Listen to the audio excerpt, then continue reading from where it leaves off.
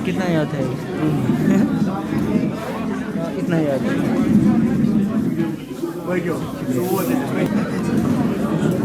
सही सर। वो भी बहुत काम है, ये रात दिन काम करते हैं हमारे प्रेसिडेंट साहब, हाजी साहब, इंदु पवार मैडम जी है, रैना जी जिनको ऑल इंडिया लेवल पे लिया साहब है, यहाँ मैडम सायरा जी हैं, बाकी सारे लोकोरी जी हैं, जितने भी सीनियर वर्कर्स हैं यहाँ।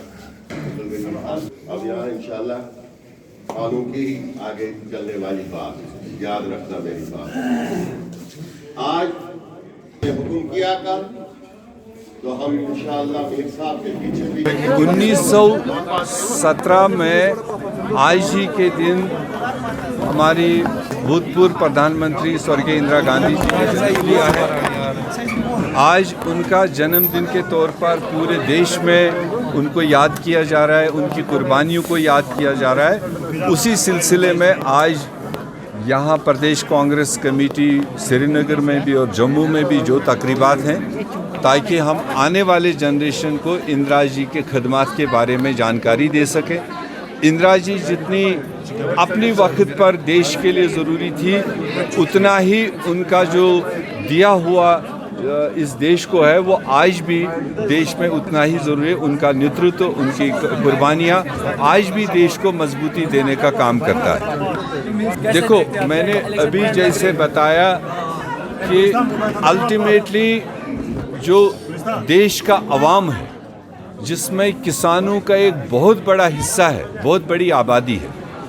हम बराबर पिछले 1.5 साल से कांग्रेस पार्टी, हमारे नेता राहुल गांधी, सोनिया गांधी सड़कों पर भी किसानों के इस हक में आए कि मोदी साहब को समझाने की कोशिश की कि जिस तरह से आप देश में कानून पास कर रहे हो और जिनके लिए कर रहे हो उनसे पूछे बगैर ये नहीं सोचते कि उनके हक में वो है या नहीं है।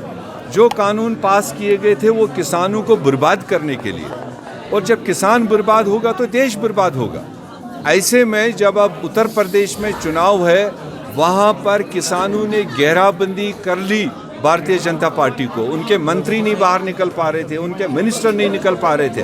तो ऐसे में मोदी साहब को जब हीट महसूस हुई, उन्होंने आज एक ऐलान तो कर दिया, मगर मेरे ख्याल से जब तक पार्लियामेंट में वो सारी चीज़ें बहस में नहीं आएंगी, मोदी साहब की तरफ से जो किसानों की डिमांड है उसमें तीनों बिल वापस लेने का है, एमएसपी को गारंटी करने का है, जब तक ये सारी चीज़ें कंपोजिटली पार्लियामेंट में बहस नहीं होगी, वहाँ से पास नहीं होगी, तब तक मुझे लगता है किसानों को भी यकीन नहीं करना चाहिए इनकी बात। हमने पहले दिन से कहा कि ये इस तरह के जो वाक़यात हो रहे हैं और उनको कवर अप करने की बारहा कोशिश की जा रही है। हम नहीं कहते हैं कि मिलिटेंसी को काउंटर नहीं करना चाहिए, मिलिटेंसी को डील नहीं करना चाहिए, उसके लिए तो कोई भी सामने नहीं आता है जहां तक टेररिज्म और सिक्योरिटी फोर्सेस आपस में लड़ते हैं। मगर जब इस तरह के वाक़यात रोनुमा होते हैं कि जो विजिबली किसी भी ऐसी तंजीम है, किसी भी ऐसी अस्करियत के साथ इन्वॉल्व नहीं है, उनके साथ इस तरह की डीलिंग नहीं होनी चाहिए जो सरकार ने पहले दिन से बताया। और कांग्रेस पार्टी वाहिद पार्टी है जिनने पहले दिन से कहा कि उनके वारिसों को लाशें मिलने का हक है, वो कानूनी हक है उनको।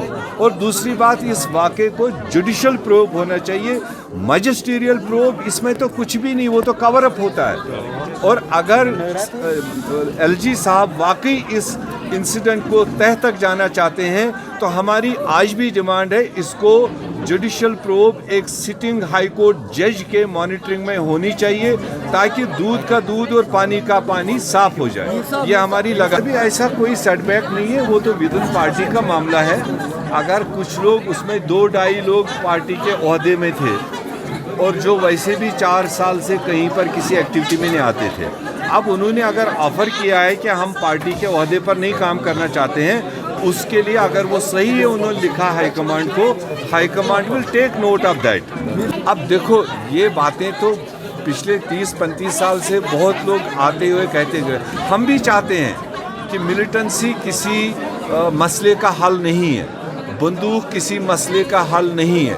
यही चीज़ तो जम्मू कश्मीर का आवाम कह रहा है कि आप बातचीत का दरवाज़ा खोलिए, आप बातचीत शुरू कीजिए, जितने भी स्टेक होल्डर हैं उनको ऑन बोर्ड ले लीजिए। अगर बातचीत से मसले हल होते हैं वही तो एक जमहूरी तरीका है। कांग्रेस पार्टी ने बारहा कहा, चाहे पंजाब का मसला था, चाहे आसाम का मसला था, चाहे मिज़ोरम का मसला था, वहाँ पर कांग्रेस क़यादत ने, कांग्रेस हुकूमतों ने बातचीत के रास्ते अख्तियार किए और वहाँ के मसले हल हुए। आज उन खित्तों में नॉर्मल सी है, आज वहाँ तरक्की है।